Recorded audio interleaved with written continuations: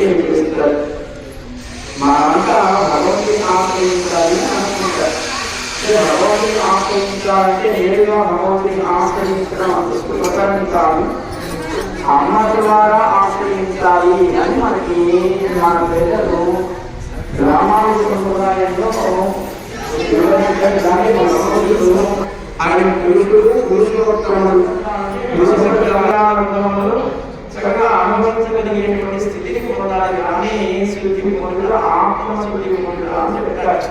కానీ ఆత్మశుద్ధి పొందాలంటే భగవన్ నాస్మరణ, భగవత్ సమాధానం, భగవంతుని చేరడం, ఇదే ఆత్మ నీరాడుట. భౌతికమైన శరీరాన్ని నీరాడడానికి భౌతికమైనటువంటి లోకంలో మనకి నీటితో స్నానమాడుట అది శరీర శుద్ధి.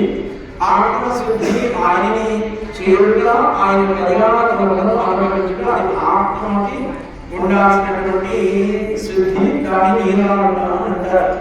కనుక అమ్మ కూడా చక్కగా అమ్మ స్వామికి చేరడానికి తగినట్టుగా అమ్మ స్వామిని చేరి అమ్మ స్వామి తాను అనుభవించడమే కాకుండా మన చేత అనుభవింపజేయడం కోసం అమ్మని స్వామిని చేర్చడానికి ఒక ఈనాట ఉత్సవాన్ని మనం జరుపుకుంటాము.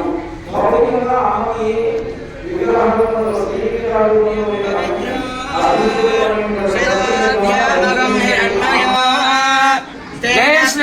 जय श्रीमन्नारायण।